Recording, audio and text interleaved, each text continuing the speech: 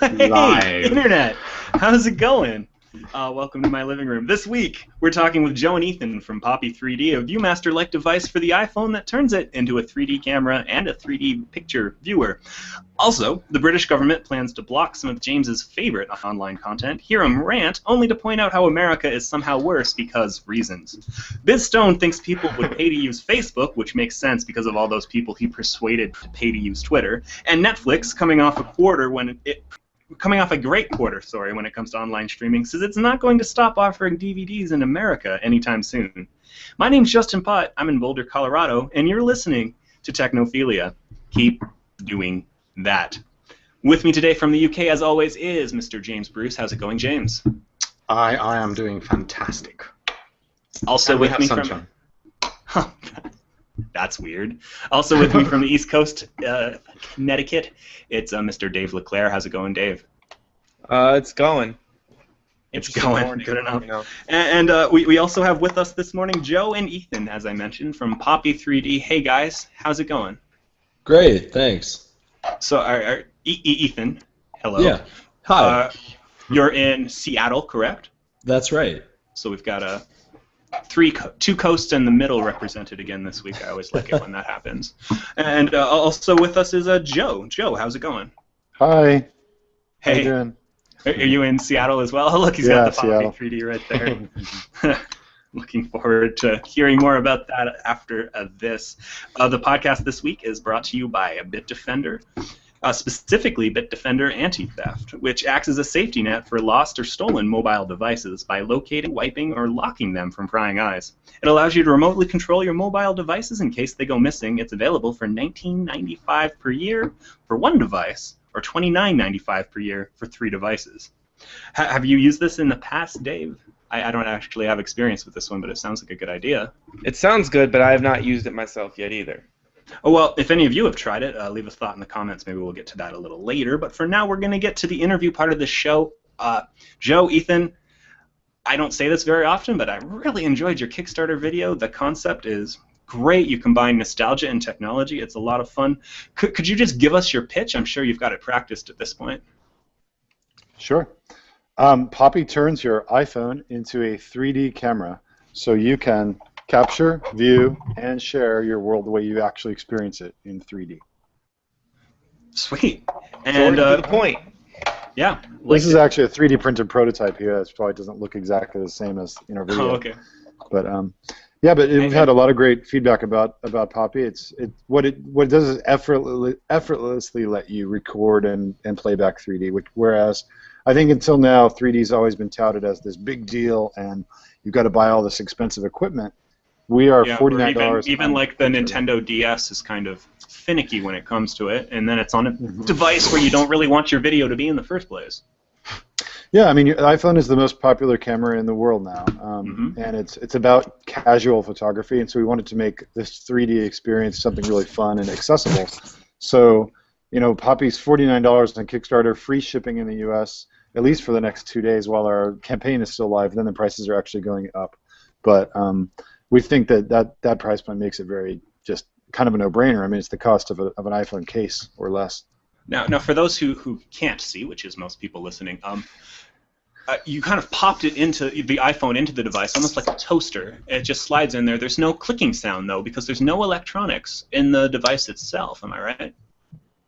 Yeah, we just use a system of mirrors to capture. If you can imagine, the left image and the right image is what's needed to make stereo 3D happen.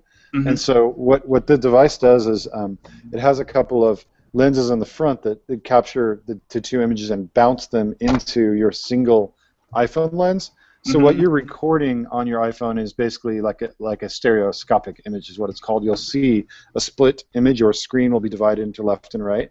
And it's very much like those, if you've seen those stereoscopic images from the 1800s, where you've got a left and a right, except instead of it being kind of black and white and a scene from like World War II, it's your everyday life, and it's in full motion video. And the quality is quite good as Retina. When you look through the lenses on the other side, it's just the lenses pull those 2 images together. There's no effort needed. No, you don't have to go cross-eyed or anything like that. You just look into it. Very much like a ViewMaster. The ViewMaster from the 80s. Exactly. You just look in, and it's 3D. Except that ViewMaster, for those who aren't familiar, was you've seen these before. I think they were usually red or blue. You could put them right up to your face, and there'd be like a little disc with little pictures on it, and it would pop up in your eyes as though in 3D. This is kind of like that, but it's using the iPhone screen instead of the little film. Sweet. So you wanted to raise $40,000 for this. You've almost raised $170,000 as of right now. Obviously, you're not disappointed, but do you have like a new goal for yourself that you'd like to reach in the next 48 hours? We'd like to reach $2.7 million in the next year. So please, we need your help. Okay, well, you heard the man get to work. No. We'd love to see. I mean, we'd love to see the orders. We're actually preparing a pre-order store. So that when our campaign is finished here in a couple of days, actually, there's 1 day and 23 hours left in the campaign, to be precise. And after that, the prices are going up a bit. So we'll hit our manufacturer suggested retail price, which is the Poppy with a case and a strap, for $69.99, and then we'll have to charge shipping. Right now, for the next 1 day and 23 hours, it's $49 and free shipping in the U.S. So I'd love to see people take advantage of that. Honestly, with Kickstarter, we're just trying to get it kickstarted. We're not trying to make money off of it. And the more people that would be supporting us as an early adopter and helping give us feedback and forming that community, and we're happy to give them a deal. And that's kind of how a lot of people who I think are actually thinking logically about Kickstarter see it, is it's a way to just get the concept out there into the world more than a profitable thing up front, because as much money as that is, it's not a lot to start actually making a product. Am I right? No, I mean, well, to make a product, we it requires substantially more. And if you factor in the time, I mean, we're both working on this full time now. So without salary, if you factor in that, trips to China to meet our manufacturer, it gets quite expensive pretty quickly. I'll say this about our community: they've suggested or brought us ideas already that have been pretty awesome. The community their community around the early backers. Yeah, the Kickstarter backers. Yeah. We had a lot of people asking, like, I'd like to print out my prints in 3D, like get a physical picture, you know. Like a pop-up kind of a thing. Right. We were thinking, I don't know, what does it mean, right? And then one of our members sent us. He said, "Hey, send us an image from Poppy." So we sent him one, and he said, "I'm going to send you back a printout." And he sent us what's called a lenticular print. Have you ever seen in the gift stores, there are those prints that kind of like feel scratchy? They have like little lines on them. They're holograms, basically. They're like holograms. When you move it, you can kind of see 3D. They actually have a quite I nice hate those. I've never once made them work, but go on. But this guy, we sent him a couple of Poppy, just raw Poppy 3D images, and he sent us a printout, a real picture in 3D. It was awesome. And, oh my goodness, that's so cool. So people are enthusiastically Samsung actually around offers this. It's or Fujifilm offers this. It's about like $8 per print though. It's really expensive. I got a few done myself. No, but if you've taken a really sweet 3D picture though with your phone using Poppy, you're gonna pay $8, no problem. What makes Poppy special is that you're capturing. So with the ViewMaster, it's special because you feel like you're stepping into this world and you feel like you're in 1965 Disneyland. But it is so much cooler when it's your family, when it's your kid, when it's your friends, when it's skateboarding and stuff that your friends are doing. Let's be honest, your cat, because that's going to be what most of it is. And so, where did the idea come from, guys? I'll let Ethan go on that. Yeah, so we, I'd been a big fan of the ViewMaster when I was a kid, and I'd played around with a bunch of different ways to make stereoscopic images. But it was really the kind of the point where we had these fabulous Retina displays that let you view up close without seeing pixelation, or at least not seeing portable Retina displays. Yeah, exactly. Yeah. And so it's kind of this realization that, wow, you have everything with the camera having as much resolution as it has, and the screen having as much as it has, that this was even possible. And then once we got in our heads that this was something that could be done, it was like, oh, we've got to do it. And I remember sort of cobbling together a first prototype out of laser cut cardboard, basically, and just Yeah, some Have mirrors. you worked in optics in the past? Is this your background? No. Both Joe and I are software guys by background. So, and you made a piece of technology that's just hardware. There's no chips or anything in this. Exactly. It's just mirrors. Well, that's crazy. That was really what made it so appealing, right? Here, trying to break into making a hardware device when you have to solve the plastics problems and all the electronics problems. That's actually a pretty daunting first step. But this is no electronics. This is just precisely. Yeah. So this was made simpler by saying, hey, all we need here is some fairly straightforward optics and a plastic housing. It's not actually a terribly complicated piece of equipment. And when I put that first prototype together and it worked, I mean, it was just magic to suddenly see in 3D like that. There is this kind of it's really I mean, you probably saw that in our video. I mean, the initial reaction of almost everybody who picks up Poppy and looks through it is, wow, that's cool. Because it just is. Those weren't actors. Those were actual people experiencing it for the first time. That's right. Yeah, right. No, we did not hire actors. I guess you don't expect when it's full motion video. It's something you've probably never seen before. I mean, you've seen at the movies or whatever, but when you see a clip of yourself in full motion video 3D, that's something most people have never seen, something personal, and it's pretty cool. And it just happened really quickly. Like, we just videoed it, and then here we're playing it back like instantly, and that's a pretty exciting rush for most people. So you have a software component tied to this. It's an iPhone app at this point. It allows you to take and view the pictures and video. Yeah. Right. And to upload to YouTube. Is it decoding the content, or how does that kind of work from a software perspective? Not really. I mean, at the highest level, if you use the regular camera app on your phone that already exists, we are optically recording a left and right image, and then if you use your native video playback app to play it, we're showing those two images, obviously. You would just see two images at once. And then when you view it through Poppy, it'll be 3D. We do things in the app to make it easier to use. Like, for example, your phone is inside here. So we've rewired these buttons to have actions. You can reach underneath. Sorry, this is a prototype. It'll actually have two thumb holes, but that you can reach underneath and reach the screen. We'll have an earphone jack, and you can use that actually as a UI control if you have a button on there. But and our app will take advantage of those things to make it easier to use, as well as because the screen's not you can't reach the screen when it's in the Poppy. You can from underneath. We have thumb holes, but it's more convenient to use the buttons. Got it. But one of the things we're doing in the like I mentioned, that printing service with it's called Lenticular Print, when you get a physical print for $8 that looks 3D or whatever it is going to cost. We'll make that an app feature, hopefully. We're not committed to that one yet for the launch, but it would be really awesome to kind of flip through your pictures and say, here's a picture of my cat. I'd like to purchase the print, and have that be one click, and not have to worry about all the other steps you'd have to normally do to get that print prepared. Well, another thing that we can do that we can make trivial from the app is things like sharing your pictures and video. So we can make it so that there's a one-click post to YouTube if you want to post your 3D video up to YouTube. And on YouTube, they actually support 3D. So uploading something in that left-right side-by-side image format that Poppy takes. And putting that on YouTube means that anybody with a 3D TV or anybody who's got any other means of watching 3D, even those red-blue glasses work, can now watch this stuff. You'd have to export it differently depending on what standard people want to use to watch it. No, YouTube does that for you. Exactly. Oh, okay. Yeah. YouTube does that for you. See, this is how behind I am.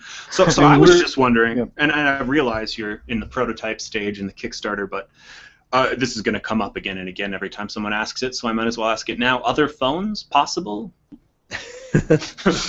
We designed Poppy to be big enough to fit a Galaxy S4. Okay.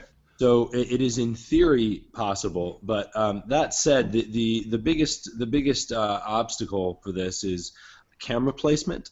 Yeah. The reason it's very easy for us to accommodate the iPhone 4 and 4S and 5 and presumably the 5S and the plastic iPhone or what, all the iPhone family is because Apple has been gracious enough to very consistently place the camera.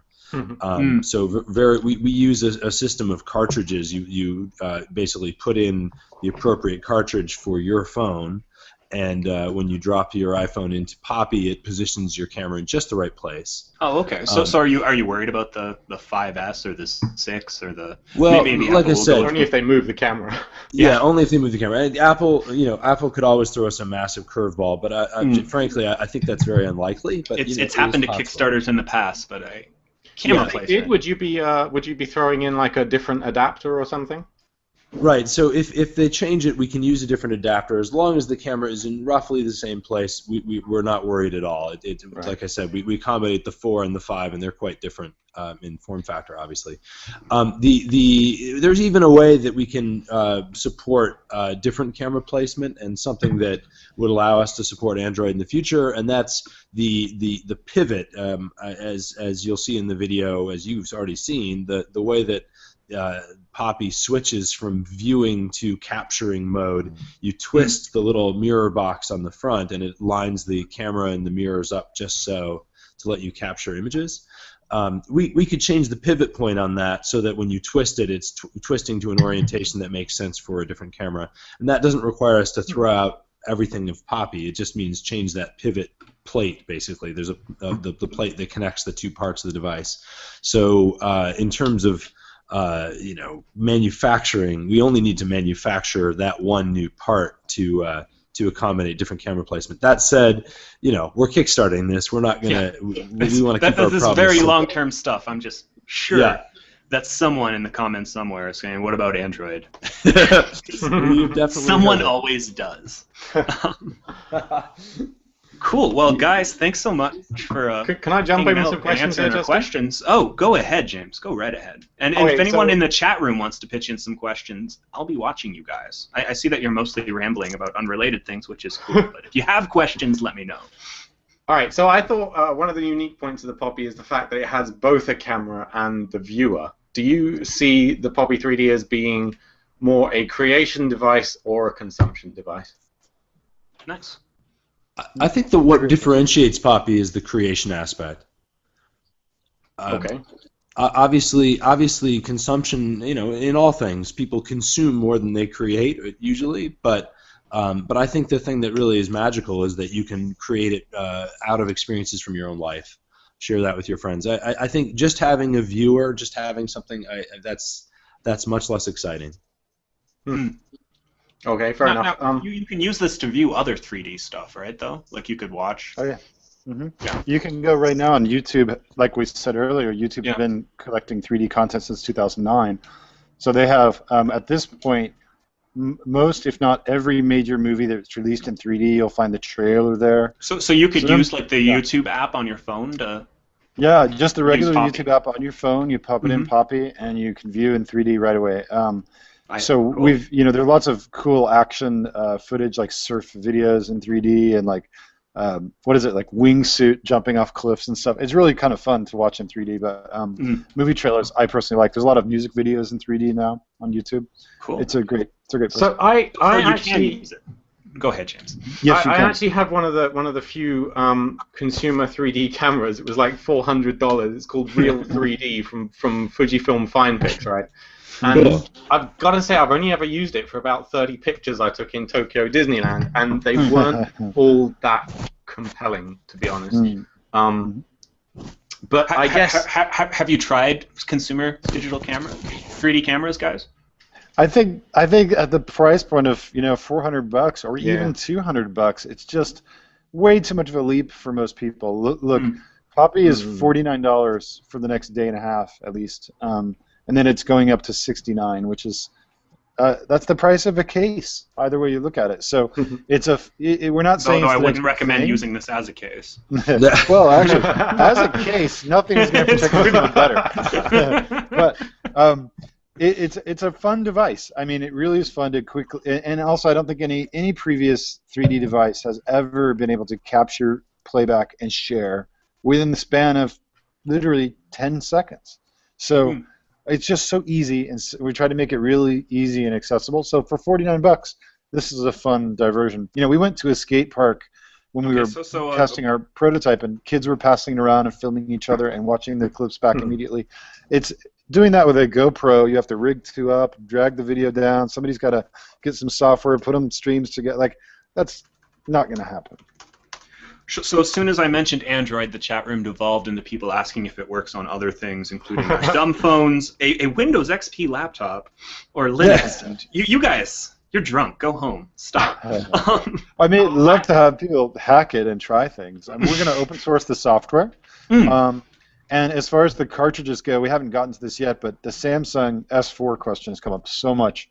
We are going to try to see if we can come up with a 3D printable cartridge design. If it works, we're just hesitant to say that. Oh, cool! And then anyone with a 3D printer could make their own cartridge for it. Yeah, it just that may not be feasible. We don't know yet, but we're certainly going to try. So the only concern I had was that, for instance, with this camera, when I take a shot, it saves both a 3D shot, and because it's actually two lenses, it saves a normal 2D image as well, just a standard JPEG. Is there anything in your software that's going to be able to output a standard 2D shot just for upload to Instagram or whatever? Yeah, there's standard shots. There's two ways. One is the images that it actually takes are side by side. Right. So it is viewable with 2D. You just see the two images side by side. You could cut that in half, or we could have our software do that if you just want to see one still. And the other thing we've done is wiggle GIFs. I don't know if you've seen these. Those are awesome. Kind of like this. They wiggle, and they have a 3D effect on a 2D screen, and we're going to have that feature built into the app. So wiggle GIFs, for those who don't know, it's just like a 2-frame GIF file that kind of looks like it's shaking back and forth. Like your so you'll be able to upload like a wiggle GIF straight to Twitter or whatever. Right. They're fun. It's just a fun, and I'm not aware of any way to create wiggle GIFs as easily as we'll be able to do it. So that's kind of fun. That's true. No, I've seen elaborate tutorials involving Photoshop, but nothing like that. Cool. Dave, got anything? Yeah, actually, did you guys decide right away on Kickstarter, or did you consider any of the other crowdfunding options like Indiegogo or whatever other nonsense is out there? No, we wanted Kickstarter. I think Kickstarter has the best brand in crowdfunding, you know, supporting the arts and creative people. Indiegogo kind of as anything goes, which is fine. But when we looked at it, we've just seen a lot more, just a better community kind of forming around Kickstarter. I know it's largely anecdotal based on, you know, people we interviewed as well as our own research. But I think you can also see that projects on Kickstarter, on average, raised 2 to 2.5 times more money than Indiegogo for whatever reason. And there are fewer projects on Kickstarter because they're curating it. So, you know, we just wanted to do Kickstarter too as a thing, you know. And Kickstarter has a lot of cross promotion going on because someone will come on to sponsor the Veronica Mars movie, and then in the sidebar they'll see something else, and they've kind of become the Kleenex of crowdfunding, where it's like, you know, people say want to talk about tissues and say Kleenex. When people say crowdfunding, just say, oh yeah, I kickstarted it. Or Xerox. It's sort of like the Coca-Cola of soda, right? I mean, Oh, did you kickstarted it? Even if it's Indiegogo, they just like, you know, that's how they describe crowdfunding. Kickstarted that on Indiegogo. Yeah, they got to look out, photoshopped it with GIMP, that kind of a thing. Final question: we've had a great experience. We'd do Kickstarter again for sure. Have you guys had a chance to play with the Oculus Rift? I have one right over here, actually. So, all right, okay. Yeah, in fact, a lot of gamers have reached out to us saying, hey, you know, Poppy could be like a poor man's Oculus Rift, only it has a camera, so I could do augmented reality. So if you go to poppy3d.com/gaming, you can see we put together a little thing with some quotes. We reached out to gaming community people, like pretty well-known game designers too, and had them play with Poppy and talk about it. And a lot of those guys have Oculus Rifts. One of them lent theirs to me. And so, yeah, I mean, absolutely, you could use it to build like a duck hunt game, or, you know, you got the binoculars and you're looking around and you fire. Like, that would be really doable. You've got a full accelerometer, video, rendering in 3D. iOS is the largest gaming developer community, arguably, too. So there's nothing to stop people from using it as a gaming platform. What I was thinking was that the Poppy would be a great way to create experiences for the Rift. Yes. Yeah, capturing capturing content for playback on Rift, and also we thought about one was the buddy system, where using your Poppy to view into what's going on in your buddy's Rift, because when you're sitting there and your buddy's playing a game, cool. It's not all that exciting, right, for you. Wow, it's like a second screen for the Rift. Yeah, exactly. So I mean, we'd love to support all that. We're tiny, it's just Ethan and I and one intern. It's literally just the two of you? Oh, there's an intern. Yeah, we have an intern. All you really need to do to support, say, experiences to send out to a Rift is to apply this kind of barrel distortion. You know, the one that then goes into the lenses and makes it look right. If that's something you could do in your software, I would back it right now, as would the entire Oculus community. Nothing to prove that video stream manipulation of that sort has been done on iPhone. Nothing to stop someone from doing that. We will be open sourcing our app. It's a little hard for us to commit to building all these features, including that one, but we're going to open source the app so people have a starting point. And again, you've got to create the platform. You've got a solid piece of plastic that does all this stuff, and just hope people will do stuff around it, right? I mean, the hard part with two people, you can't do much more than that. Right. I mean, the hard part is we have a product in market for $49 that does the optics and works well. And then it's iOS, which is a very popular dev community. You can go for it, right? There's nothing. And iOS obviously includes OpenGL, so there's a ton of video manipulation potential here. It's not like we need to crack brand new ground to do some of this, and our app will definitely be doing some manipulation. So that's all. I mean, I think it's very squarely in target for what we want to do. Cool. Sweet. Anything else, guys? That was it. So that means you have to back it right now, right? Yeah. Okay. So you can find the link in the Kickstarter right now. It's Poppy3D.com. You can just go to Poppy3D.com. And there's a link there, and there's a press information if you. And remember, you only have like a day and a half left, so if you want to get it to work, and if you're listening to this Friday, sorry, you're screwed, buddy. Even if you, probably shouldn't say this, but even if you back us for $1. That will grandfather you into the Kickstarter pricing for another month. So look at that. So indecisive people can back us for $1. Oh yeah, because then you can adjust your. I mean, you could buy a fifth of a Starbucks coffee with that, or you could get access to that deal. Yeah. Nice. Cool. Well, Ethan, Joe, thanks so much for joining us. We're going to get to the technology news now. You're welcome to hang out, and if you want. Thanks for having us. I'll drop the call and watch on the YouTube channel. Okay. Thank you guys for having us. See you, Joe. Thanks again. Thanks for being here. Thanks a lot. All right. Bye. You hanging out, Ethan? Nope. Ethan's gone too. Okay. Cool. And then there were 3. But it's the only 3. The 3 Stooges. Yeah. The 3 Musketeers. Oh, we might as well just get on to the make use of news then. I was going for Stooges, you went for Musketeers. Yeah, I like that one better. Well, I was trying to make us sound like badass and cool. You were trying to make us sound like a bunch of bumbling idiots, both of which are equally true. So I'd say the truth is somewhere in the middle, but I just don't believe it. Chat room, what's up? There's been a lot of nonsense going on in the chat room this whole time. every time Justin rolls his eyes at a Dave comment or swear word, take a shot. Yeah, they're trying to come up with a make use of drinking game. Every time James the Oculus Rift, you take a shot. Every time James gives a wrong opinion about video games. The whole games. of the Oculus community is James and his dog. I don't know who this Barney guy is, but I approve. The chat room has been on and popping while that interview was going on. Guys, don't leave just because the cool people left. That's not cool. Yeah. Let's get on to the news.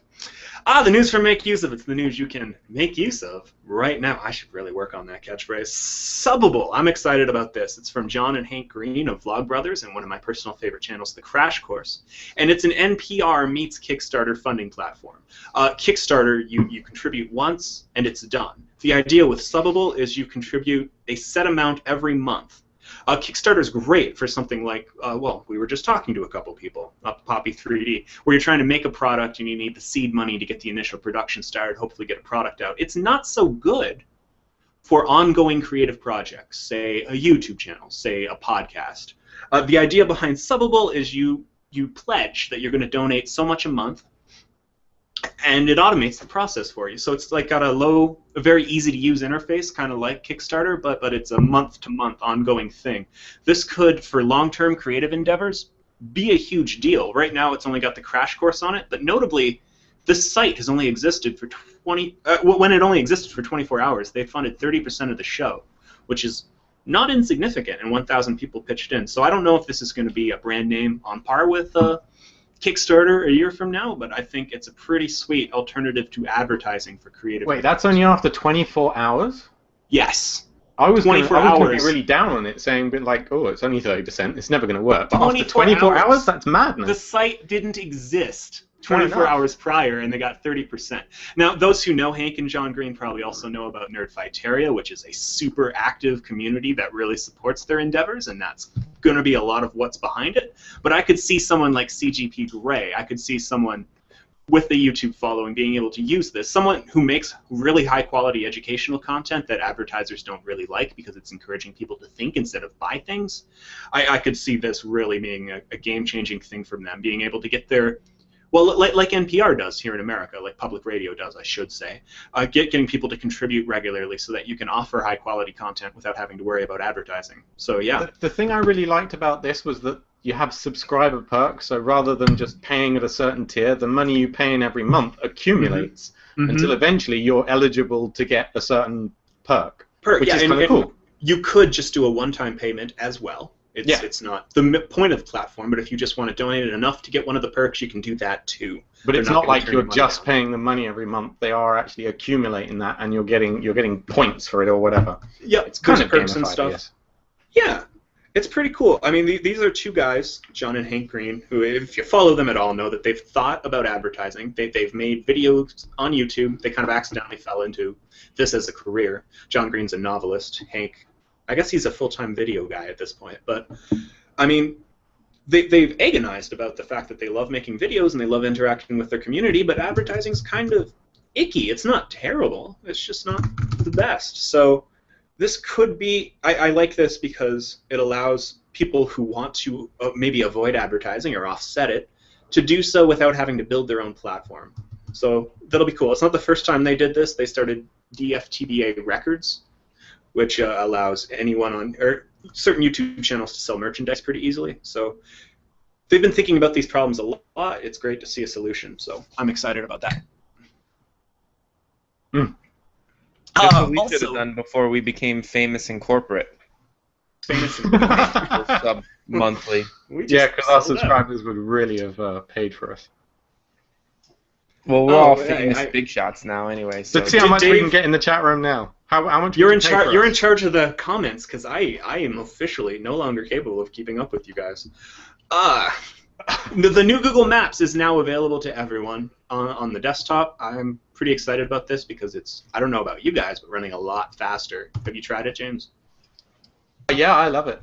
I love it. It's I like the way it zooms around all over the place. It's all full screen. It's very clean, nice, very Web 2.9. I don't know what we're on. It's really weird because if you asked me, I wouldn't have thought of Google Maps as cluttered. But now if I see the old one, I'm like, whoa, look at all that wasted space. So yeah, really good triumph design. The vector images scale quite well. It looks nice. There's a bunch of new social features about tracking you and recommending restaurants. What is it about the internet and restaurants? Like every web service wants to recommend restaurants for me. I don't get it. Because people like to go out to dinner? Oh, maybe. Only people who can't cook, though, Dave. Yeah. I can cook, maybe that's but why it doesn't reach me. I go out maybe once every 2 months. Exactly. Maybe. Like...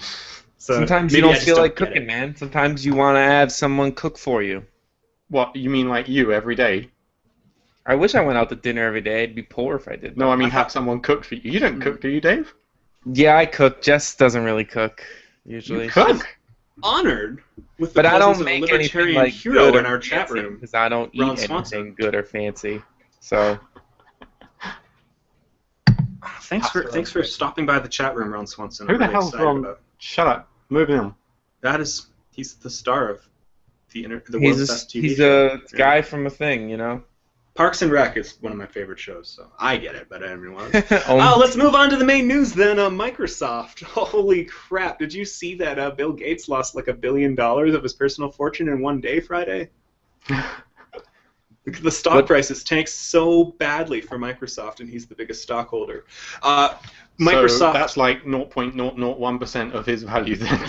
It's not much, but it's still, I don't understand at all. I don't care how rich you are, $1 million is still a lot of money.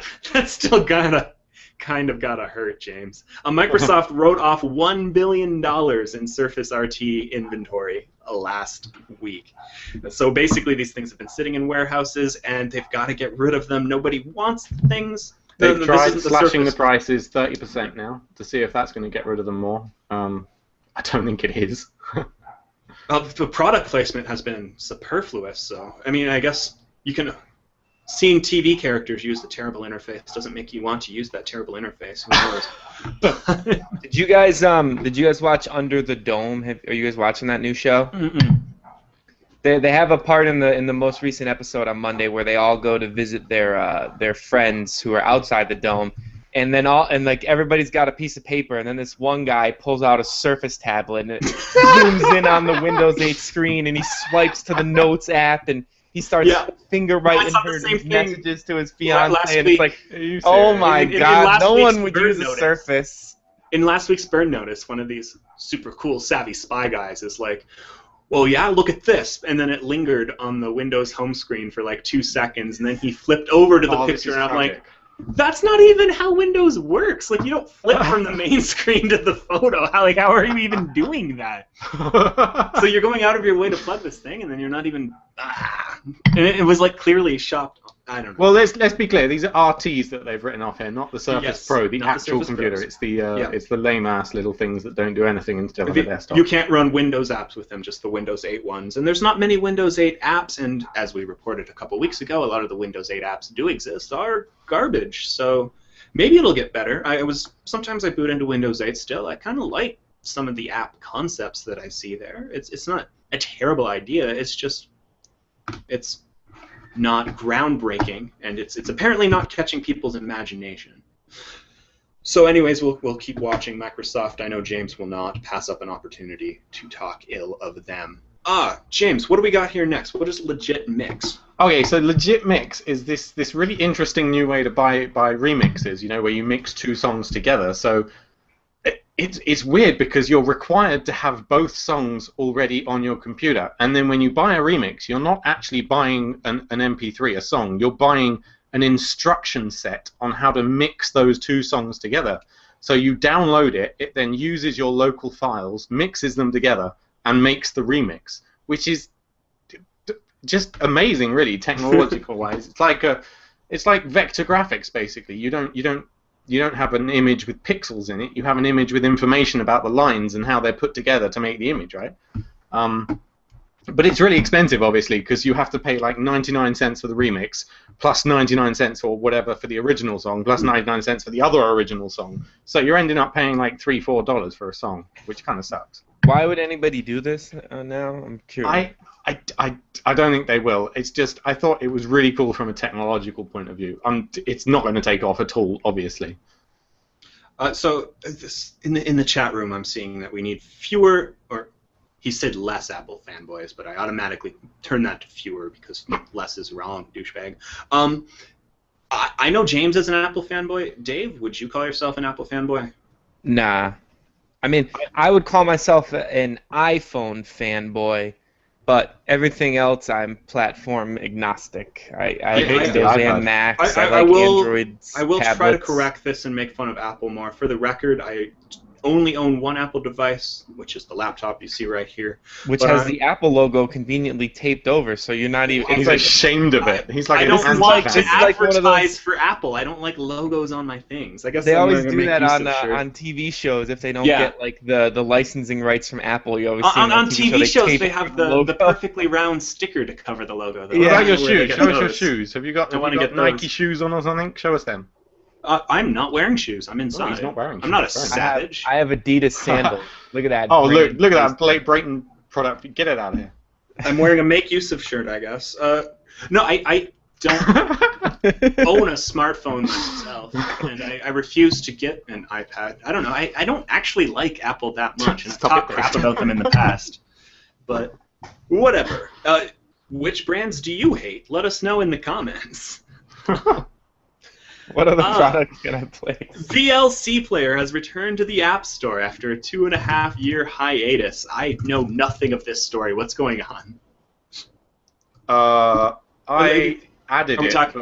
Are we talking about it was like a public service announcement. It's it's VLC, as in everyone's favorite media player. Okay, but remember what is they the originally App Store? came out with Are we talking about the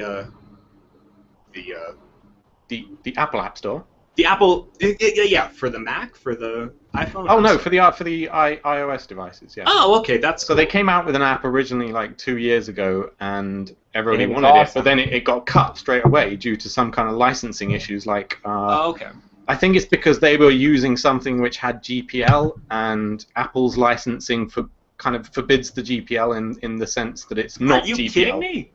Yeah, so then they took it down, and now they've had to rewrite some core bits or something that aren't released under GPL, and it was really stupid. I always assumed it was because it lets you play any video format, not just the Apple limited because that's not illegal to play videos. Well, not illegal, but against licensing. Well, no, it is illegal to include codecs you haven't paid a license for in a commercial product. Sure, but in America, that's not how VLC works, is it? I was under the impression they use their own codecs. That's why it works. It depends whether a software can be patented. So here in America, remember technically install the K-Lite codec pack? That was annoying. Yeah, it's the same kind of a thing though. So anyways, a VLC back in the App Store. Yeah, man, we should have written a news story about that. I don't know how we missed that. Maybe I'll pitch that to make use of today. Yeah, there we go. Not if I beat you to it. Oh, I added this sure. one too. Yeah, I have to. Do you love pennies? Do you want to spend your entire life earning them online? Well, then James has a deal for you. James, tell us about this amazing opportunity. Yeah, because I know how much cheapskate Android users are. I figured they would love this. You're an asshole. Okay. So yeah, there's this app called Lock It, which comes onto your lock screen, and it puts an ad on there, and if you swipe across the ad, then you get paid a couple of pennies. But you have to actually swipe. Of ad block. Here's something that will add more ads to your. Oh my. But you're actually getting paid to do it. But no, someone did the calculations, and they worked out that if you did this every minute of every day, and you'd have to swipe across, it'd be like a full-time job. You'd get about $200 in a year. So why would you? So of course you'd be dead by that point. Unlock your screen. You might make a couple dollars off this. I mean, which is enough for you to unlock it though. You have to swipe through to the advert. It's not just like an impression-based thing, just for showing it. You have to actually engage with the advert, which is goodness! But you know who will make money off this is the people who make it. Yeah. I'd mentioned probably made by the adblock guys. Yeah. Don't look into this. This is something you can really make use of. Kashi wants a I could see Dave Parak just sitting there all day swiping ads. He's got nothing better to do with his time. I reckon they might actually have a geographical lock on this, because you can imagine this actually being higher than the wages that some people in the Philippines or China or whatever would earn. And they'll have factories full of people doing this. So they're going to have some kind of IP lock on it, I reckon. Vanilla Ice in the comments says, all right, stop, collaborate, and listen. Thanks for your input there. Ice is back with a brand new invention. Something grabs a hold of me tightly. Oh, we have the coolest fans in the world. Okay, so, James, you think America's hilarious, apparently, because a small town in Colorado that, by the way, I can't even find by Googling. Every small town has at least a Wikipedia page, so I don't know what's up with that. Issued a $100 bounty for destroying federal drones in Colorado. Well, in their town. You can buy a drone license from the town, which I thought hunting licenses had to be issued by the state. Whatever. This is just a press-related thing. This doesn't actually mean anything. There aren't a lot of federally run aerial drones flying over mountains in Colorado, though a lot of people in the mountains will tell you that there are. I can see the foothills right over there. I visited some of these mountain towns. This just makes sense to me. This sounds like something that would happen in a mountain town. I don't know if you've seen South Park, James. Yeah. But people who live in Colorado get that show on a completely different level. They can actually relate to everyone. Like 1/4 of the jokes all of a sudden land, whereas they didn't before. Yeah. So no. But that I thought should this give was you a really sense funny of- because it's easier yeah. for people in Europe to kind of forget that America isn't one thing. It's like all these Yeah. really weird little states and things. And I just Yeah. find it hilarious that one town can declare a bounty on drones fly by the country. Like, how is that legal? Surely how is that legal? It isn't. It isn't. But But exactly. Then who's going to arrest you? You know? Yeah. How does this? This is why America's funny. It's irrelevant because there's never going to be. Well, maybe there are. I guess Colorado, for those who don't know, is where NORAD's based. There's a lot of air bases down in Colorado Springs, but this town apparently is in the western slope, which to me means like way past those things I see out my window. So, you know, people are a little different out there, middle of nowhere mentality. But yeah, even Colorado, it's completely different if you leave. I'm in the Boulder bubble right now. And if you go out into the mountains, it's like a totally different world. Yeah. What's different? Explain. Educate me. So Boulder is pretty urban. You'd feel quite comfortable here, but in the mountains it's more rugged. Everyone has a beard. That kind of thing. Hey, Yes, I have a they're beard all and I don't live old in the prospectors. No, you don't have a beard. You have like a. Oh no, I mean you will find some towns like Nederland, which isn't that far from here, which was named in an attempt to bribe Dutch investors to invest in the economy. So they just named it Nederland. But it's called Nederland to this day. We named the town after your country. Give us money, please. It's like an 18th century Kickstarter tactic. Oh, this is why. But so that's like it became like a hippie colony, and if you go there, you'll find like a store that sells crystals and all that. But you can go to another town, and it just looks like a series of cabins. Huh. It's not even a town. Eldora's not that far from here, and I go there sometimes to start hiking, and yeah, it's totally different. But then you've got there's a town called Cripple Creek, and it just became a series of casinos, the most depressing casinos you've ever seen in your life. It's old people depositing their kids' inheritance into slot machines, 1 nickel at a time. Like it's not even fun. All the card tables are abandoned, so I've been there too. But then you've got some mountain towns where people just legit live because they want to be off the grid and away from things. And this is part of that. I'm sure the dude who wrote this law probably doesn't have like a Gmail account because he doesn't want Google watching him. Like it's a different world out there, man. It's awesome. I really want to visit America. I'm so afraid that I'll say the wrong thing and someone will shoot me. I know that's going to happen. Well, that's what we'd be hoping for as Americans. That's the way you goal. picture America in your head is hilarious to me, and we can explore this maybe later. But for now, let's talk about Australia. Australians wanting to buy Adobe Creative Suite can save money by flying to the USA, buying it, and flying back. The difference in price in Australia and America is so high that you could afford a $1,700 flight and still make a little bit of a profit. Why can they get away with this? It's 2013. Why does that work? Didn't someone actually ask the CEO of Adobe at one point? I forget what the response was. I don't know. I just thought that was a funny little tidbit. Maybe we can get back to it some week when we're not almost an hour in, halfway through the news. Oh, dear. Oh dear. Go on then. Biz Stone, one of the founders of Twitter, finally tried Facebook for the first time, and he thinks it's awesome. He thinks it's so cool because you can like put photos up and stuff that Twitter can't do. I don't know. But one of the things he said is people would pay for an ad-free Facebook. Bollocks. People would pay, let's say, $10 a month for the experience of Facebook without the ads. That's what he says. You don't think they would, James? Who the hell is this guy? Has he got any relevance whatsoever to anything? He founded Twitter. He founded Twitter, and he reckons does he think people would pay for Twitter? Yeah, that's the conspicuous absence in this quote, isn't it? Yeah. No, they wouldn't. It's one of the key questions, right? Because the more things that are funded by advertising, the less advertising's worth. So we have to seek alternate ways. I like the approach of John and Hank Green that we alluded to earlier, voluntary subscriptions. But people are only going to do that for things they're really, really passionate about. And at this point in history, people are at best apprehensive about Facebook. I remember I've been tracking history using the history of Facebook, using my wife Kathy as an example. She doesn't have a Facebook page, and for a while there, it was like, why don't you have a Facebook page? That's just stupid. Get with it. And now it's like, wow, I'm really jealous. I wish I didn't have a Facebook page. Like people's relationship with that service has changed, and you can track it by seeing people's reaction to her. I think people might pay to be able to permanently disable their account. Because, of course, if you do it right now, you can't. They'll keep your data forever, just in case. $5 a month to not have Facebook. Yeah. Americans aren't all bad. Think of Dave, for example. I'm going to assume, Barney, that you're not including me because I'm Canadian, and you know that. So there you go. Ron Swanson, of course, says America is the best, and Ron Swanson would. Ron Swanson, let me know where your favorite places to buy steak are. Let's move right along then. Netflix says it's going to keep renting out DVDs in America. I see more America news here. For a long time.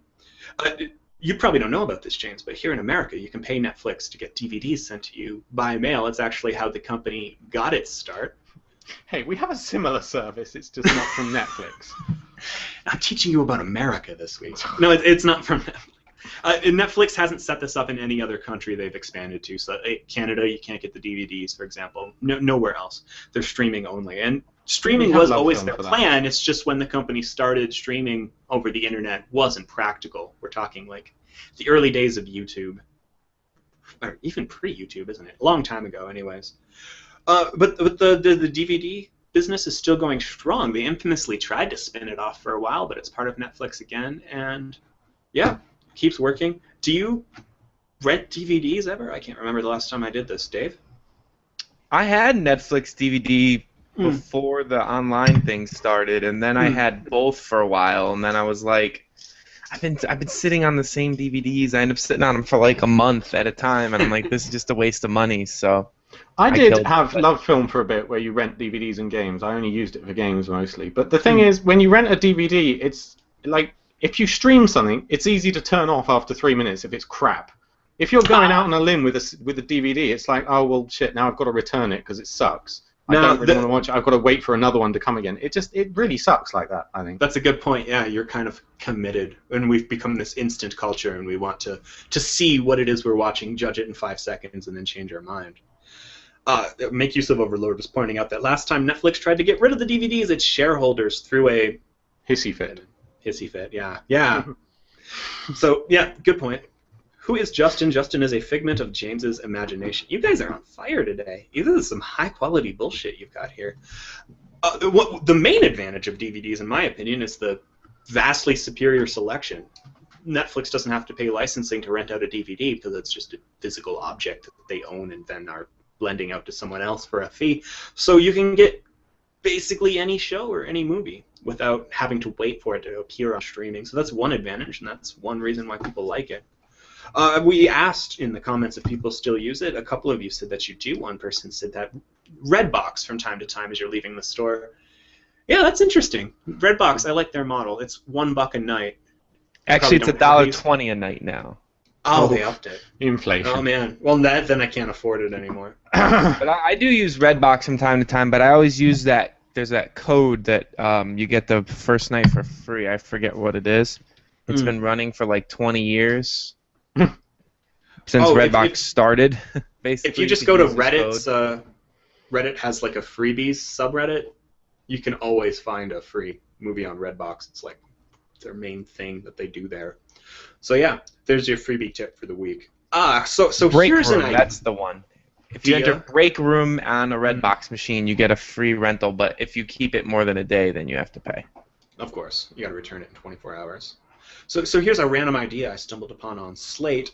Tolkien understood surveillance culture better than George Orwell.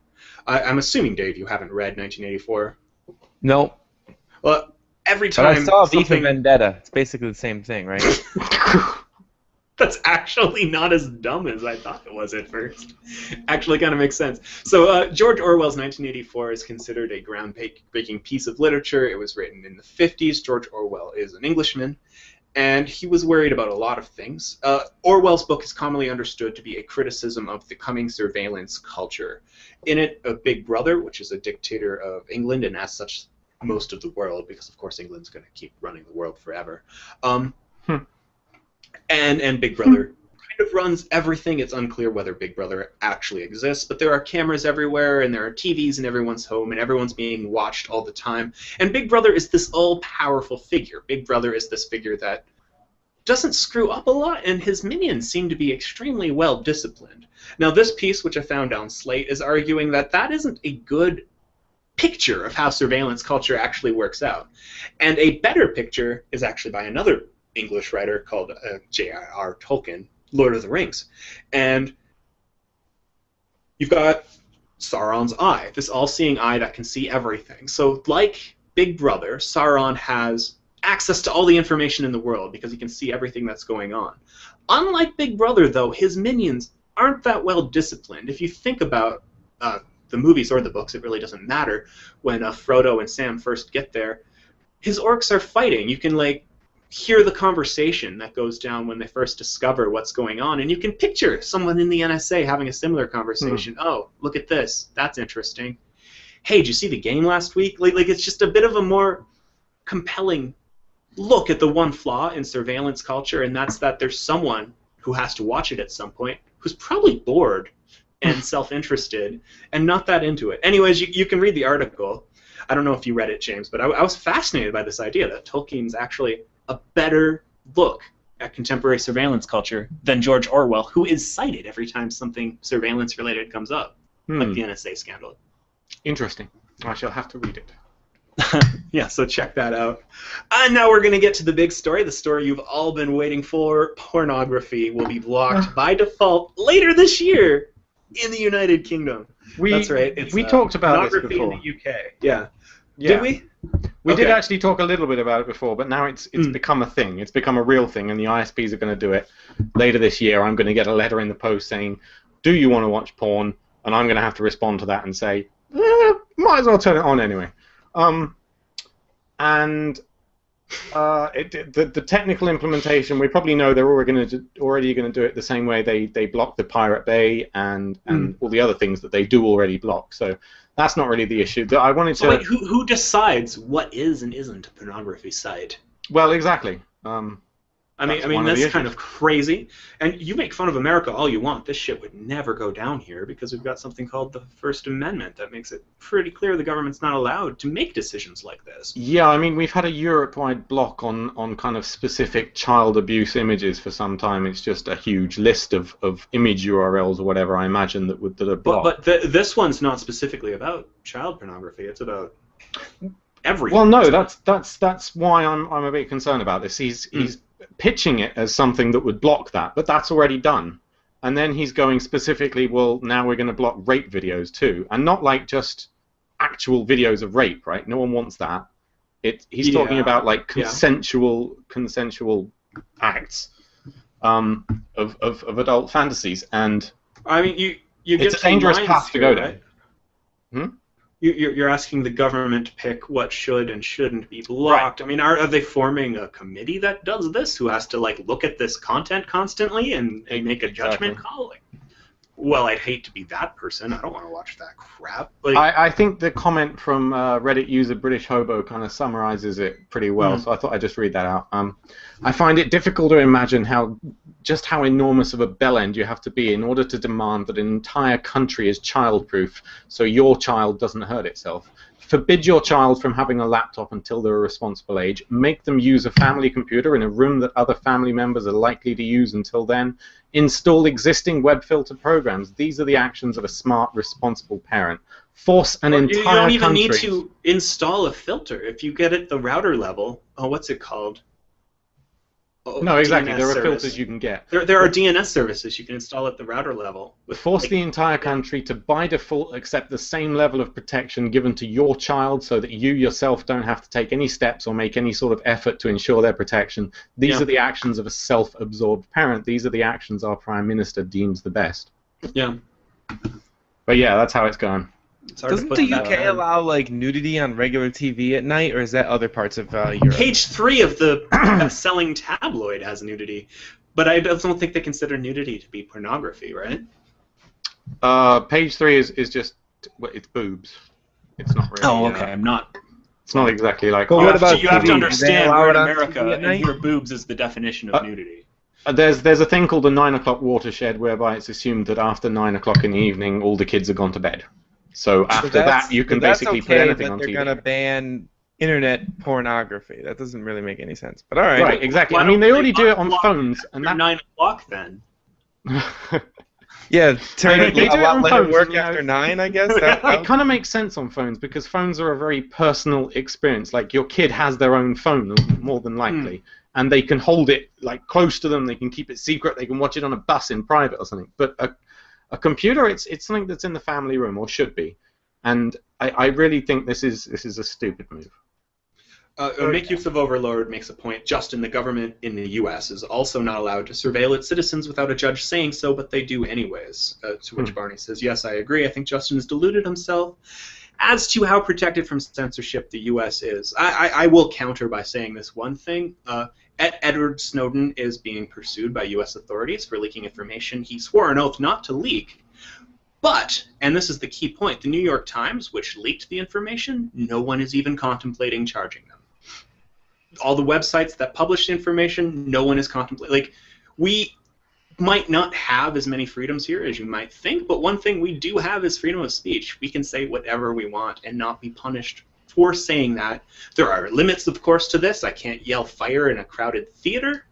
That is inciting a panic, and that's logical, but I would make a distinction there. I think we do have a high degree of freedom of speech here. And I say this as someone who grew up in Canada, which is also very free, but the libel laws make it so that newspapers really can't say a lot of things without really being afraid of being sued. I love Barney's comment in the chat room. The best way of countering this may be to persuade everyone to opt into porn, whether they use it or not. Nice. I don't see how that works, but I guess it kind of, yeah. You got anything else to add here, Dave? No, I don't live in the UK. Oh, okay. Gaming news then, the part of the show where Dave actually says a few things. Dave, I don't know if you were just trying to fill column space here or whatever, but you made a list of the best Kirby games. I feel like Kirby just does not get the love that he deserves. I agree. I mean, he's like my So standard I was in like, Smash. you know what? I was like, I want to make some games, some list of games that people just don't respect enough, and I love Kirby. So there we are, Kirby. See, Go read the best Kirby games and then play the best Kirby games. They're relaxing games. You never feel like you're actually in danger of losing because they're just not that hard. It's just fun. Yeah, they're not that hard, but they have enough challenge to make it feel like you're not playing like a kid's game, you know? They're perfect for James. I know he loves Nintendo games, so I think James should play all of these Kirby games. Yep. Okay. Barney in the comments is saying you can't use hate speech, that is censorship. Well, no, I can use hate speech. I can't be arrested specifically for hate speech. If I incite people to violence, then yeah, I can be arrested for that. But that's that same line with fire. Same in the UK.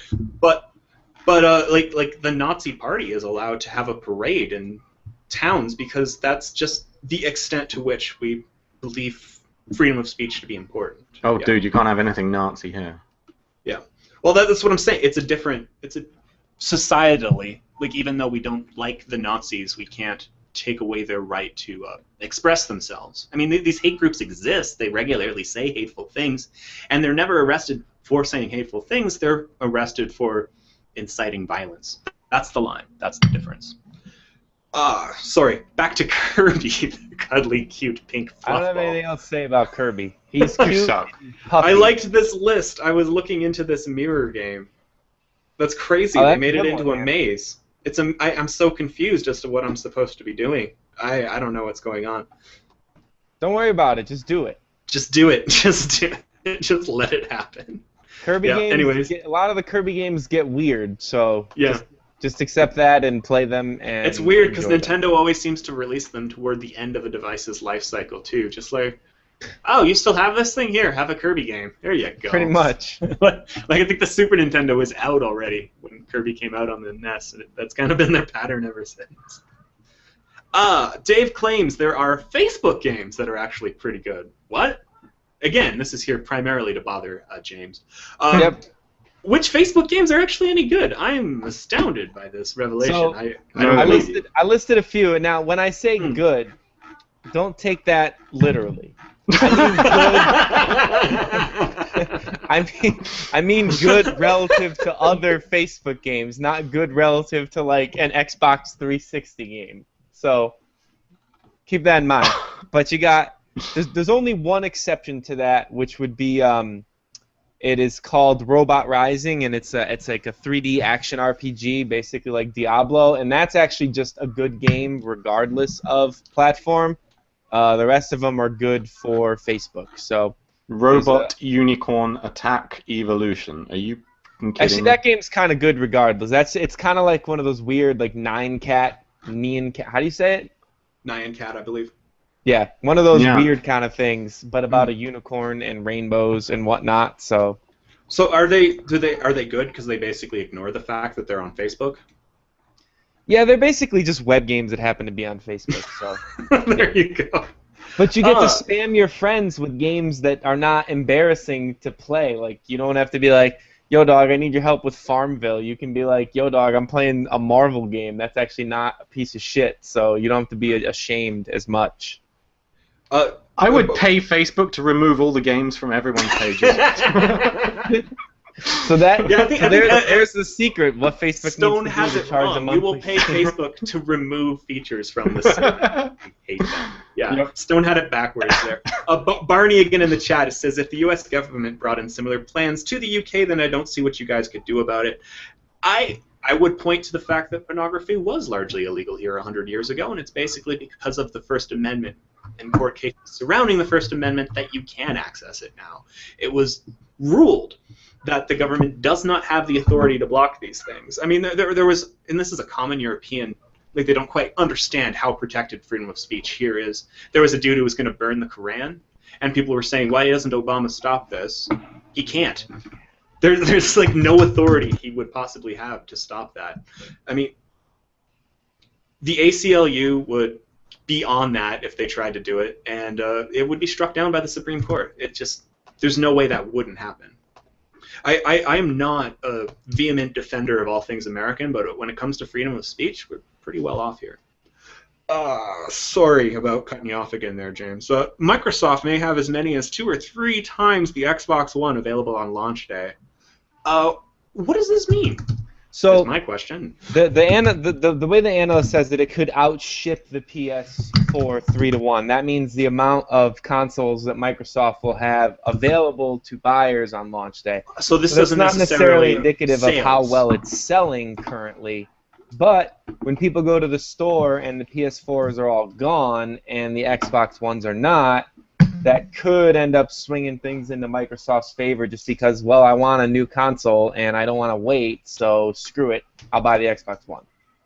But so, hang on, they're going with the opposite strategy that Nintendo had of the, like with the Wii, where they limited it deliberately in order to create the buzz, right? Oh, was that deliberate on Nintendo's part? Yeah, because well, I will admit, I had a friend who paid like double the retail price on eBay because he wanted it. He was really excited, right? So that worked for Nintendo. If that wasn't intentional, I didn't realize I think it was. Microsoft is figuring because they're behind currently, like in the eyes of the consumer, people are not in love with them.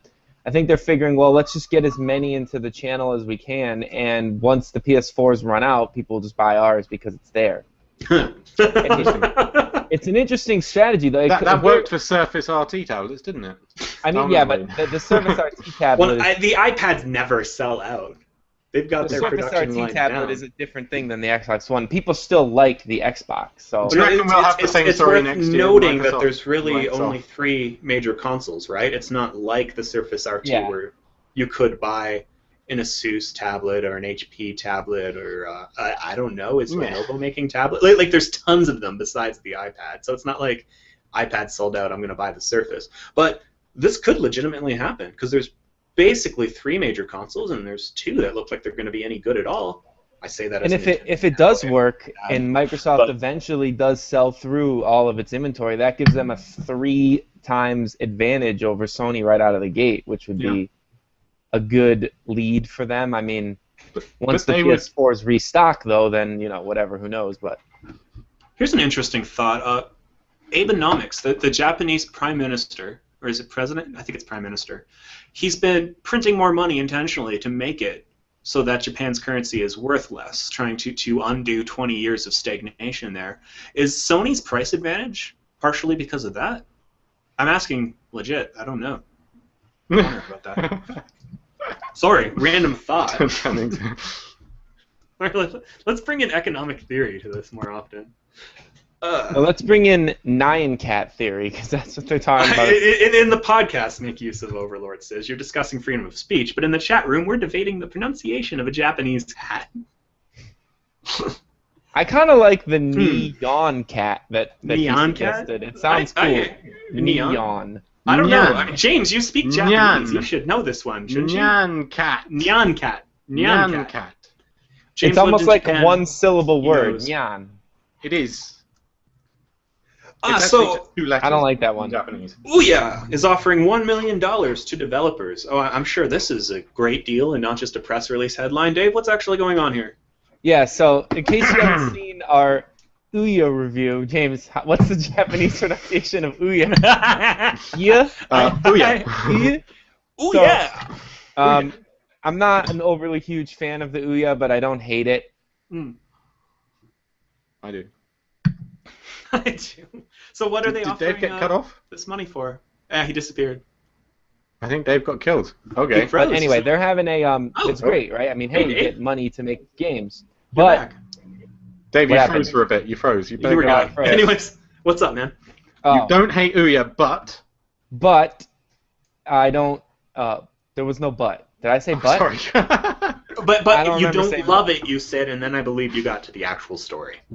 Yeah. So their new promotion is called Free the Games, which is an ironic name because they're offering $1 million to developers, but in order for developers to get a piece of that money, they have to start a Kickstarter campaign and raise at least $50,000, and then Ouya will match that money, and then the game is locked to the Ouya as an exclusive for, I believe it is 6 months. So it's called Free the Games, but yet they want to lock them. It's a similar strategy to Amazon.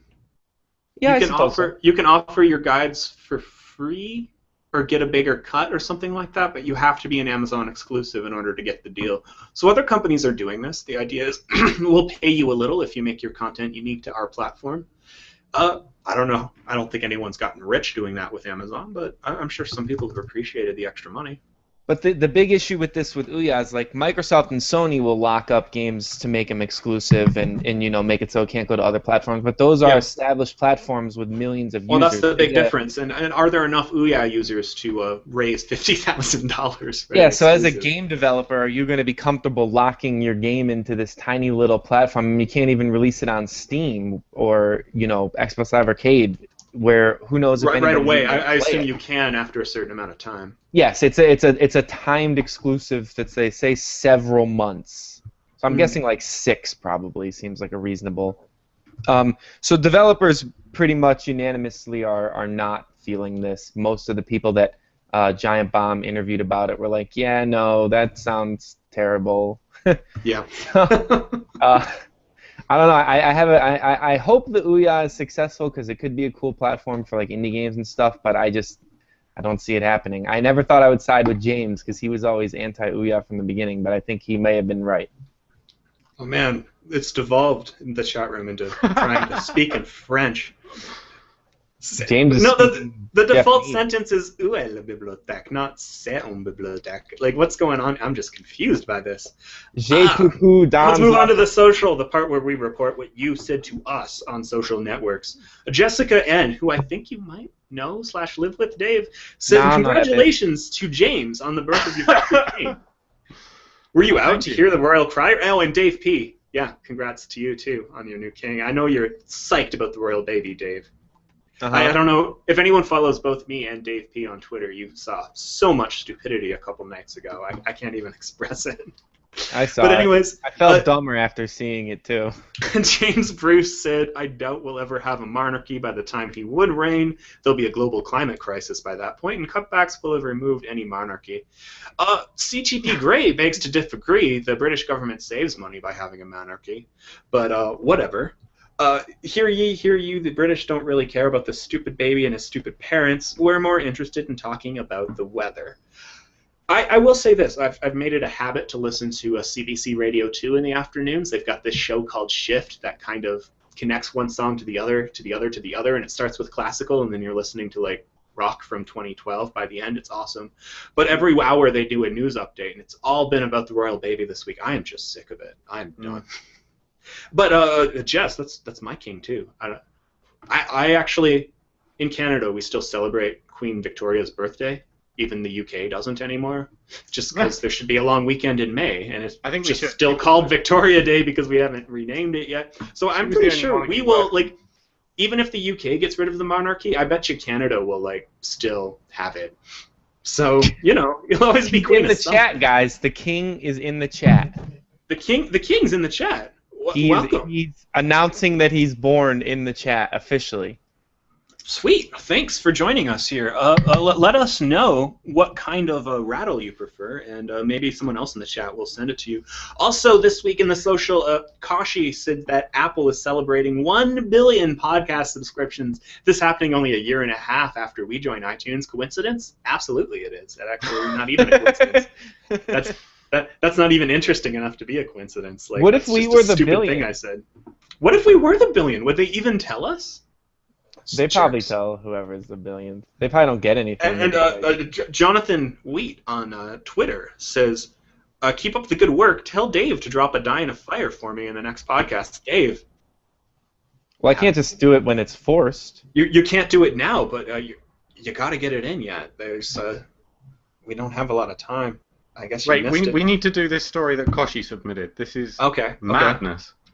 Bitcasa is a new website offering online storage, infinite online storage in theory, for $99 a year. And not just infinite online storage, but infinite file history. So it keeps you can roll back to any previous versions. If it's infinite storage, why wouldn't you have infinite history? I mean, that makes sense, but that's insane. This can't be legit, can it? It can be for now until they realize that it's going to cost them way more than I think it's going to be profitable so long as people don't actually try to use it. It's like the ISPs.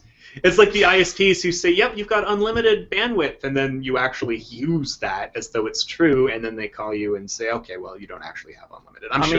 I pay $70 a year for, what is it, some backup, Carbonite, right? Yeah, $70 a year. That's basically unlimited, but it's one machine, right? Yeah, and it's incredibly slow. It's really frustrating, actually. I'd quite like to have a go at this. Well, we'll see. I mean, some people use Amazon S3 for downloading for that same reason, because it's faster for online backups. And this isn't just a backup thing. It's actually you can get to your files anywhere kind of thing. Yeah. Oh, wow, I opened the site. Opened the site. And then the chat room pops up. There's live chat right now asking if there's any questions, so I'm just going to say, you're on Technophilia. You're talking to a robot. I hope you know that. Well, no, it's Jessie. Her name's Jessie, or maybe him. Yeah, it's a gender-ambiguous also name. Contacted me. You're on Technophilia. Have anything to say? Oh, wait, I got Chris. Okay, so we'll see. You got Chris. You got Chris? Wow. Tell them they're on Technophilia. See if they have anything to say. This is how we'll end up the show here. Guys, in the chat room, thanks so much. Barney is surprised that Kashi submitted an interesting story. I have to say, I mean, lightning will eventually strike somewhere. Whoa, like an interview? Yeah, right now. Whoa! Tell me why I should use this service. James, maybe you should review this. Yeah, look, I just asked him how fast you can should I try upload? it out. And he said all up to your connection to our servers. I'm not actually going to interview this person. Go on, on air dude. right You now, have to but do I'm the very amused that she's typing that. Kashi says he submitted an interesting story. It was an off day. It was an off day. MUO Overlord says, I used Bitcasa 3 months ago and it was very buggy. I hope it's better now. Well, it's been 3 months, so. Well, we have client-side encryption, so everything is really secure. Chris is typing, everyone. Chris is typing. This is the most compelling radio ever. We have backup and storage capabilities. Are you talking to Jess as well? Because that's kind of annoying. I'm trying to get some answers here as well. Oh, you're talking to Jess? I'm talking to Jess too.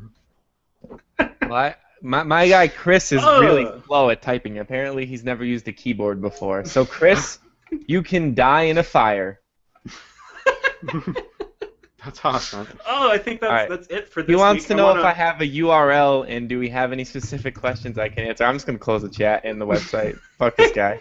I'll maybe we'll get someone from Bitcasa on the show in a couple weeks. That might be fun. They're very responsive on their chat room, though. Wow.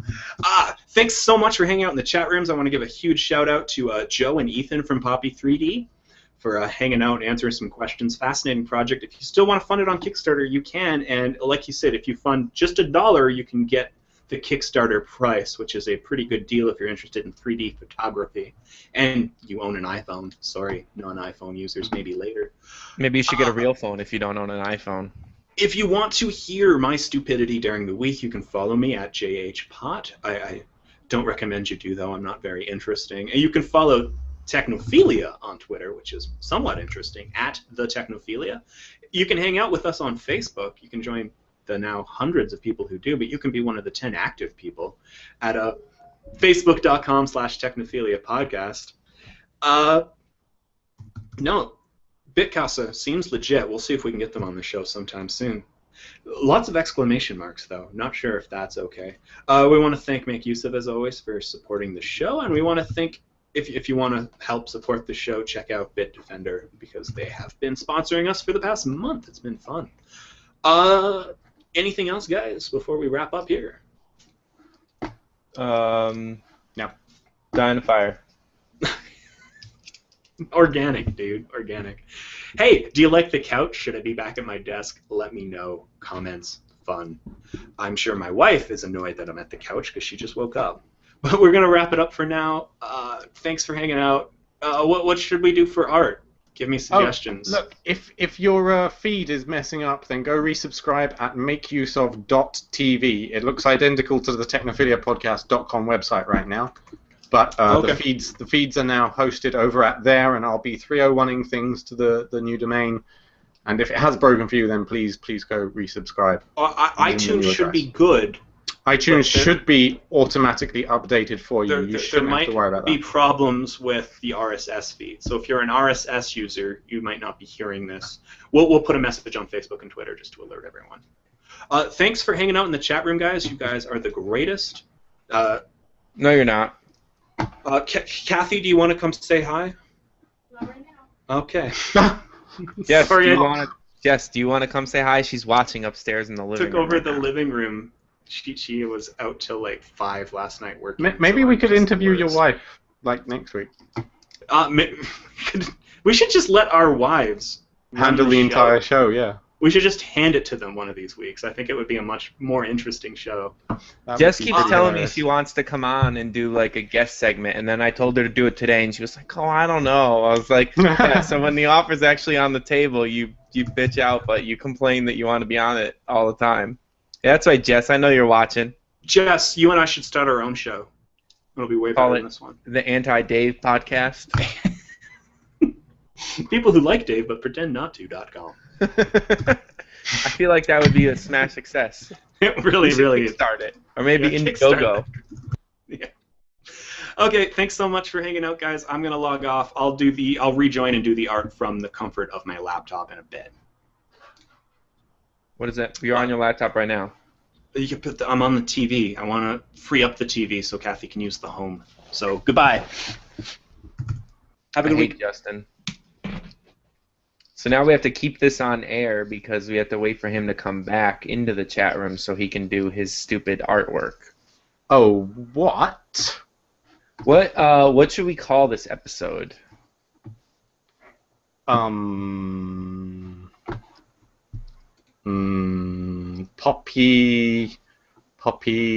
something.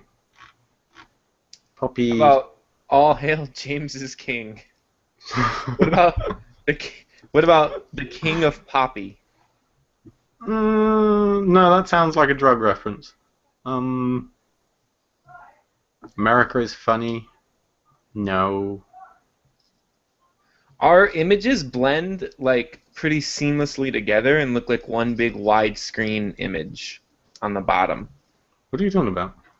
The small images, the Really? color. Like it looks like mine goes all the way to the end of your white part, and then you're the green part. It looks like I have like super widescreen because the colors blur together. No, look, we're not putting poopy in the title. What? Why not? People want to put poopy in the title. Jess just came downstairs and flipped me off, but she won't actually come be on the camera.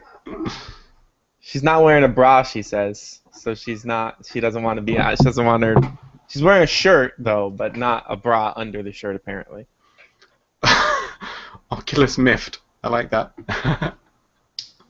We should probably mention Poppy in the title as a courtesy to the people who are willing to take time out of their day to come be on our shitty podcast. Poppy Poopy 3D. 3D sucks and so does James. Maybe we should make it a 3D title. Oh my god, yes. Technophilia now in 3 dimensions. Now that we've got a wide format thing, we could do a 3D one. We could do an actual 3D one. How about that? Does Justin have to make this 16 by 80 by 840 image for this? I could make a 3D picture of me. That would be amazing. Yeah, but how many people who look at the site would have a 3D thing to look at? You don't really need one though. You can just cross your eyes. Like one of those magic eye puzzles? Well, yeah, basically. Go look at YouTube 3D and then put it into left-right mode and cross your eyes. You'll see it in 3D. This sounds. Where the hell's Justin? He said he was going to his other room or something. How do I do this YouTube 3D? What do I search for?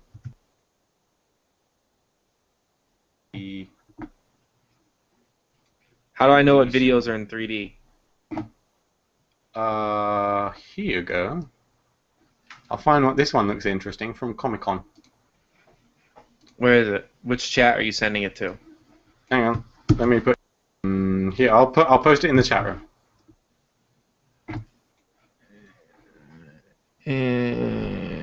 Alright. So if your 3D isn't displaying right, there's a little 3D options in the thing, and you want to set it to display side by side.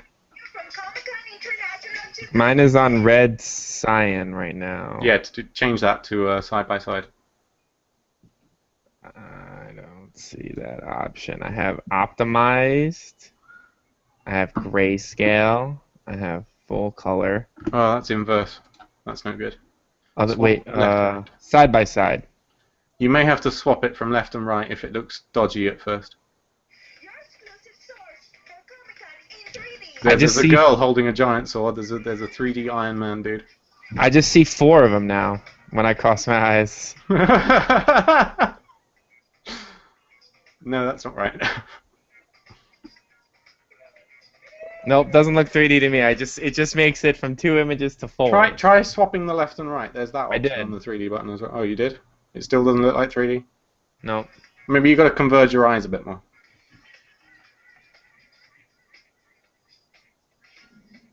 He's back. Hey, no, it just looks like a blob of multiple. Justin, we should totally make a title in 3D. What? How can we do that? Well, we've got a double size image now, right? We could make it in 3D. It could be a 3D image of the Poppy 3D. How meta is that? No one has the Poppy 3D to look at it with yet, so. How do I make a 3D image? I've never done that. You just take one from this and then from here. Am I making a massive art as well as the 300? Might as well. Like a generic. Make a massive art. I thought we could do know about this yet? Are we saying we could do it in 3D? Today? How am I going to make something in 3D, James? It's not that hard. You just take one picture here and one picture here. That sounds hard. Yeah. That's not. It's not difficult. You do it then.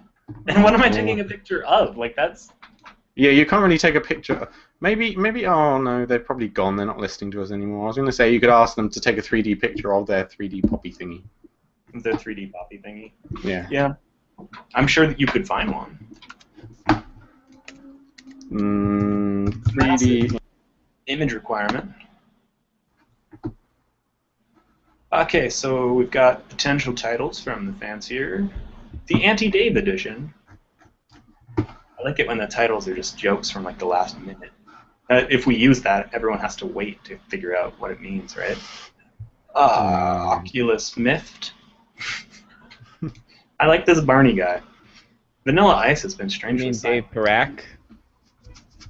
I prefer to keep it a mystery as to who it is.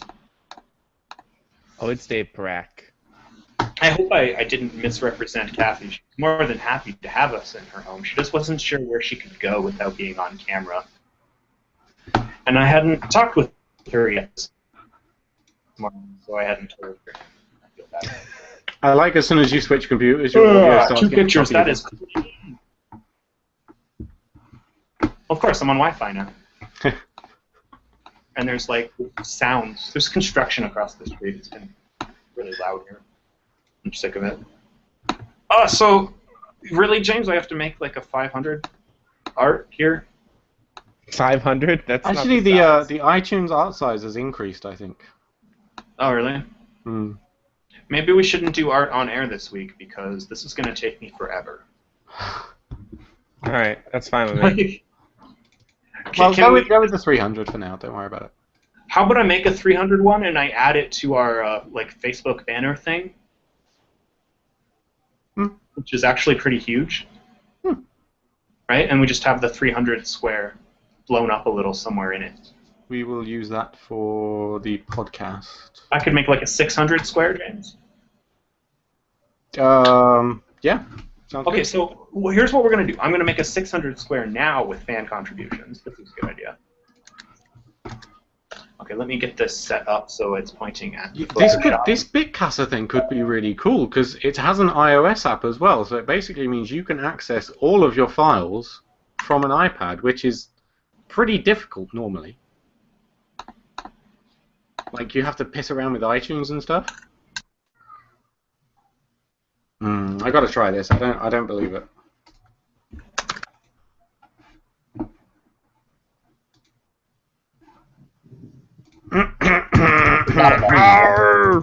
What is going on? What would you do if you were just sitting in your house and then all of a sudden a pirate came to your door, but a real pirate? I feel like you are very, very far from the ocean right now, dude. What?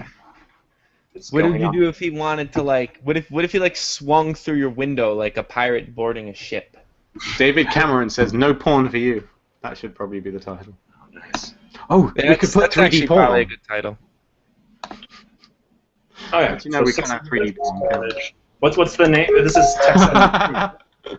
David Cameron watches rape porn, so you don't have to. That David Cameron. You guys are hilarious. I love how our show just falls apart completely in the end. Let's start. Yeah, it is what people come here to see. We should just do this. Oh wait, I'll go to the press kit for Poppy. I'll grab something from them. Gotta have some high-res images here. Yeah. That's a good one. Yeah, that's great. Okay. I'm gonna assume it's for me to use this. Check that out. Justin is using Photoshop. Yes. He's shopping photos. I bet you feel pretty camera now that something like this exists, huh? Absolutely. You should just instead I'll of probably sell it on eBay. Actually, it's pretty wortherless to me. instead of using a photo of the Poppy, you should use a photo of one of the original Viewmasters. I don't know. I kind of like this photo of the Poppy. But Your Poppy. Oh no, the NSA is back in the chat room again. I'm not doing that. Dave Cameron watches rape porn, so you know that. We can't do. They didn't stick around, so don't promote them. The guy last week was great. Well, it's still our guests. I'm still happy to have them on. Yeah, there's not a rule that says that people who are interviewed don't stick around past the interview. I mean, they're raising money for their business, and they've got 48 hours yet. I'm sure. I don't resent that at all. When somebody goes on the Late Show, they don't interview the other people on the Late Show, or they don't jump into sometimes David. they do. I really like That's that. true. All right, but they don't jump into David Letterman's jokes. Yeah, they don't. Make It's it kind of a weird thing we do, and we don't expect everyone who joins us to enter the fray, so to speak. Personally, I wish James would leave. Every part of the show is done. James, leave. The Habit guy, Tyler, was a lot of fun last week, wasn't he? We might have him again sometime soon. I started using Habit RPG, and I'm actually using it every bloody day now. You know who we should have on the show, though? Dave Parak. Dave Parak is my favorite. I want him to be on the show. Yeah, he's like the only person I've ever really wanted on the show. Yeah. One day, man. One day. So name of the episode. No porn for James. We are not having that as the name of the episode. Can we tie somehow the no porn thing and the baby being born? Apprehensive about the porn angle, the Poppy3D guys, so I don't know if I want to associate them in any way with pornography. So we'd have to go with a different art theme direction. How about take 3D pictures of the new baby king? No, that's dumb. I'm gonna go Dave, with that's something. the kind of pictures we're trying to stop. The new king now in 3D. The royal baby in 3 dimensions. No Poppy 3D porn for you, suggests Dave We are Parak. not doing anything involving the Poppy3D and porn. I'm sure we're making them extremely uncomfortable even talking about those. Just stop. Poppy. There is lots of 3D porn you could watch on it, though, of course. Oh my goodness, shut up. What about kings in 3D? As suggested by Barney McClaplaplap. Oh my goodness. The NSA is back, guys. Hey, NSA.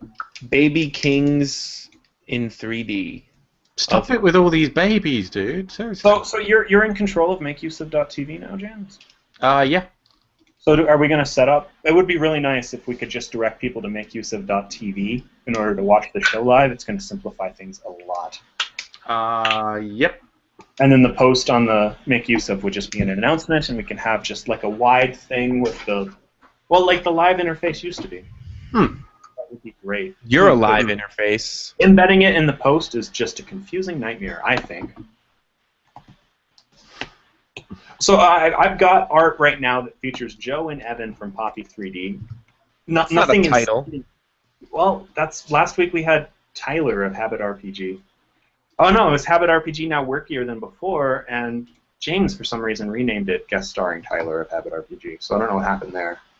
James is dumb.